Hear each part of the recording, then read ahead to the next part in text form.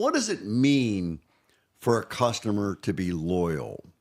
It means that they like you. It means that they are attracted to you. It means that they want to buy more stuff from you. It means that they want to send people your way. Why? Because they like you. Because they're attracted to you. Why do they like you? Why are they attracted to you? Because you did the right things in a very prescribed manner that caused this client to really want to do business with you. In our parlance of Rethink You 2.0, we talk about you gotta want it. I got that from Mr. Hamilton. You gotta want it is our way of defining desire, okay? And so the client has to have a desire to do business with you. And when you enhance that desire, you're going to hit it out of the park. So pay attention, because we're going to teach you how to do this today, right now.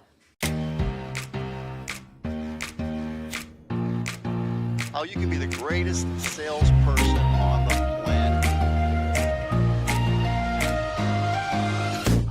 Welcome to the Rethink Sales Show. My name is Derek Kelly. I am joined by Jim. Handshake. Good one. And Jim, how, when, where, and why do you follow up after a sale? What does it look like, and what are the steps to building customer loyalty after a sale? 24 hours. And in some cases, depending on the nature of the product, I would say even the same day. And it would be more of a thank you type thing. And so my entry into the follow-up is a thank you. And then I want to make sure how we treated the client. No, I'm calling as the owner, as the manager, whatever you want to do that. But if it's a salesperson, I would try to figure it out the same way.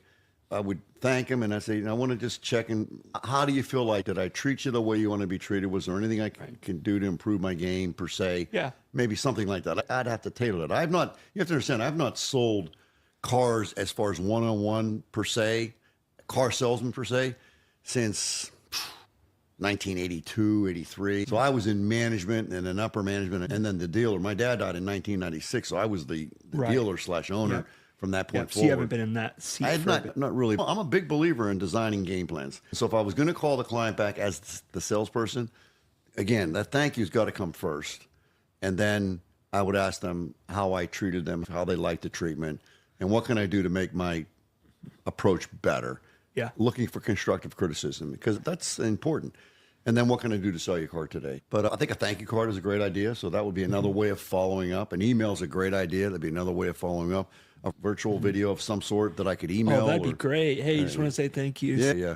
I'd have to figure that out. I really don't know. You're not talking to a guy. I've been out of the car business since 2016, but I can guarantee you, I would come up with a plan and I would do it every single time. So there would definitely be a virtual video. It would be centered around why buy here. I might bring one of my dogs into the video and say, I just wanted to have meet Bear. This is my buddy Bear. Yeah. And it would be that's great. Something fun, something laugh. Because that's relational, right? It doesn't feel like this is Jim staring at the camera like, hey, Jess, thank you so much. I'm just thinking as I go, I could literally have Bear in the video and say, you know what, I got to tell you, man, I woke up this morning, Bear's in my face. He wants to know what you're doing about buying a car. He wants to eat today or something funny. Yeah. And Bear was the cutest dog on the planet. Yeah. Coda, whatever. Yeah. Coda wants some dog toys today, and we're working on that. I don't know. We want to know, hey, we're a team. Me, Bear, and Coda. What can we do to sell a car today? And just have fun. Make it fun. Yeah, because you guys, the Jim Strickey Family Auto Group is known for loyal people who love what you guys do. And there was intentionality with that. It wasn't happen chance. It wasn't by mistake. No, God, yeah. But you asked me a question about how, when, what, however that you said that. Where, why? The idea is to make yourself more attractive to the client. The idea is to make yourself unique to the client. So we're competing. And we have, let's just pick a number. It's probably not this high, but let's say there's 10 dealerships out there where this person's looking at a car. And out of those 10 dealerships, how many are going to send that person a video? Probably not very many. Maybe one or two? I don't think, I can think of very few that I've actually, in my car buying journey, very few. Very few. How many are going to send a video with Bear in it? None, if other than you. Coda. Yep. So it's very unique. So it's Yeah. like, that guy's crazy. You guy's nuts, whatever. Yeah. But it'd be fun. Yeah. And that's one thing, boy, in my world today of Facebook, if I post a picture of one of my cars, Yep. I've got old cars. If I post a picture of one of the cars, it gets all kinds of response, Yeah. likes and comments and all that. If I post a picture of bear multiplied times 10, Yeah. people love dogs. Hint, hint. People love dogs. Now, maybe you're not a dog person. That's okay. Maybe you're a cat. Maybe you're a rabbit. Whatever. Make it fun. People love animals as a rule. Take a picture in front of your fish tank. These fish need to eat and have fun with it. Yeah. There's all kinds of things that you can do. Yeah. How about having a video with your children in it, and having them in chorus say, "Thank you for stopping in." Yeah. That'd be fun. Yeah. Something unique. So I would get very creative, and I would test things. And I'm looking at responses, and it's crap. We did this one here. Man, I got all kinds of callbacks on it. Okay, I know I got something. So I'd have to do, and I hate trial and error, but it's in this parlance It's of kinda not A/B being testing. I'd have It's to do a not little as bit of much- trial. Yeah, a little bit of trial and error. And you'd find out stuff that really works, and then I'd repeat that. Because two of them kind of work. You're seeing which one works better. You're like, Exactly. okay, That's A/B I know testing. that, You're right. I know that with my dog, people react well. Also with my kids. So which one would perform better? Which one creates more Right. response? So if we have good results, then the one or two detractors, we just don't care. We can't. Yeah. We can't. If you're a salesperson and you're trying to please everybody, you're going to drive yourself crazy. That's right. The idea is to take a certain strategy or strategies. It's in the program, Rethink You 2.0, the strategic continuum. Look it up. We want to do a certain strategy that does work to a degree. It's not going to be perfect. We say a B2B plus strategy. We don't say A. B2B, of course, A is better, but if we can at least get a B2B plus strategy and then execute said strategy at 100%, and we also throw a little caveat in there, or pretty darn close. So here's the deal. If I have a B strategy and I execute that B strategy at 90%, I'm going to hit it out of the park. Now, granted, if I can move it to B plus and to 95%, I'm going to do even better. But it's sometimes close enough is good it's enough. good enough. So once we figure out what the strategy is, it becomes scalable. And we just keep. So that's what I found out in my business back when I was the guy. I knew that if I had those logs in my hand, I knew how to make a phone call. Oh, by the way, one of the things that I always did with my phone calls, and I want to remind the team of this, is when you make a phone call to a client, you have to remove the curse of the call. Good. Yeah. You have to do that. That's very So important. helpful. Yeah. I did this religiously. So person answers the phone. Hey, let's do it. Let's do it right now. Hey, Derek, it's Jim Shorkey calling. Hey, Jim, how are you? Good. I'm doing great. Hey, did I interrupt anything important? Oh, thanks for asking. No, actually, it's a good time. Good. He just gave me permission to proceed. So let's go the other way. Derek, did I interrupt anything important? Oh, actually, yeah. My wife and kids and I are having dinner right now. Oh, don't want to interrupt dinner. When's a good time to call you back? How about tomorrow at 7:30? Okay. How about if I do this? I'm going to put it in my appointment for calendar for 7:30. I will call you tomorrow at 7:30. Can you give me a little wiggle room? Maybe 7:30. Sure. Yeah. Maybe 7:45 in the morning. Okay. Yeah. 7:30. I'm going to shoot for, but sometimes distractions. So Sure. I'll talk to you tomorrow morning. Enjoy your dinner. Enjoy your family. That's way more important than talking to Jim Shorkey. I know that. Thank you so much. Let me ask you a question, folks. Did I go up or go down in terms of the law of personal attraction? Definitely up because Care about this guy? you didn't just interrupt me and you weren't just, oh, yes, I'm calling because we have new deals on our Kias. And I'm like, I'm trying to eat dinner, dude. Terrible. Terrible. And then, let's play it out. Yep. Derek says, I don't remove the curse of the call. So I call Derek, and Derek is literally Yep. eating Hey, dinner. Jim, I'm at dinner with my No, Go ahead. I'm calling you. Yep. Hey, Derek, it's Jim Shorkey calling. Hey, Jim, how are you? I'm doing great. How you doing? Good, good. Hey, I wanted to call and talk to you about that deal. Now, you're eating dinner with your family. I want to tell that deal that we talked about yesterday. Yeah. Hey, I had somebody came in today that's looking for a car exactly like what you're driving. You're eating dinner. Okay.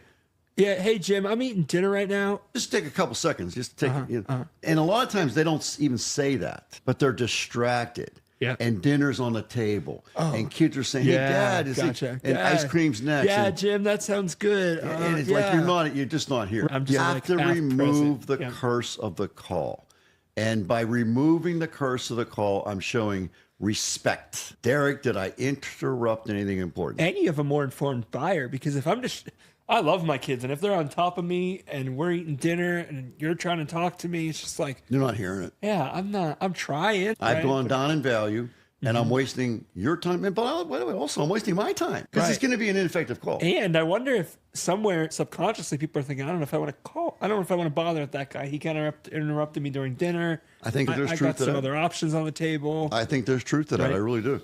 It's all about value.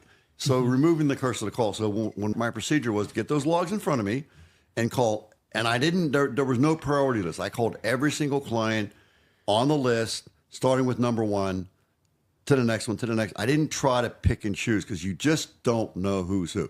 So it was going down the list. Yep. It was randomized per se. Yep. And you'd be surprised. Like you think number 4 is the best one because they had cash in the bank, whatever. And meantime, number 2 is your girl. Yeah. She's your girl. It's like, holy cow. And we just made a deal. And we're so focused on number 4. And in the meantime, number 4 already bought a car. So let's just go one. We have 10 calls. The first call is the next call. That's on the top of the list. The next call is the first call. The next call is the first call. The next call is the first call. And we do it randomized. We don't go down and pick and choose. That'll mess you up. You'll spend so much time trying to figure out who is and who isn't that you're wasting time. Just pick up the phone and dial the number. Forget about thinking about it. Yeah. Because at the end of the day, after all this thinking, excuse me, you might have the wrong number. So why was I wasting my time? Oh, I'm going to think about what I'm going to say to this guy. No, pick up the phone, dial the number. Hey, is Derek there? Hey, Derek, how you doing? Did I interrupt anything important? Matter of fact, you did. Okay, so that one, I put a little note, Right. move on to the next one. I just keep going. If it's randomized, I'm going to get to the golden nuggets in there. Yep. They're in there. Yep. And we just don't know who. We're not that smart. And you're talking about customer loyalty. That's how we started this conversation. You're talking about building that rapport over time, right? You're getting to a Yes. place where you're building that trust. Oh, he removed the curse of the call. And then we get to the closing table, quote unquote. And Yeah. He understands and he explains there's this rapport and relationship that you're building over the sales life cycle. I know it sounds hokey, but I can tell you, I meet clients today. There's out at the Chevrolet dealership in Murraysville. There's an all Chevy car show, Yeah. and we're taking 3 of our cars out there, 3 of our classics out there, and we'll be out there, and I'll meet a lot of people. And I guarantee I'll run into somebody and say, "I bought a car for you back in 1994." Wow. I just, and I'll say, I got a chill now. You know why I bought that car? Because you called me. Wow. That really got me going again. Yeah. That really was important to me, that you took the time to call me. And the idea being, in their mind, I'm just this regular guy that does whatever, regular girl does whatever. And this guy, Jim Shorkey, who's just a guy too. But in their mind, I'm this other guy. And that you took the time to call me. And it's, wow, Yeah. I'm glad I made that call. Yeah. I'm Yeah. glad I made that call. Yeah. And there were so many experiences like that where it's like, I can't believe, this is 10 years later, I Yeah. just can't believe you took the time to call me. I can't believe that. Customer loyalty. I mean, it's you just, unbelievable. you care. It's Yeah. so we're bringing value to the hour. Jim, thank you so much.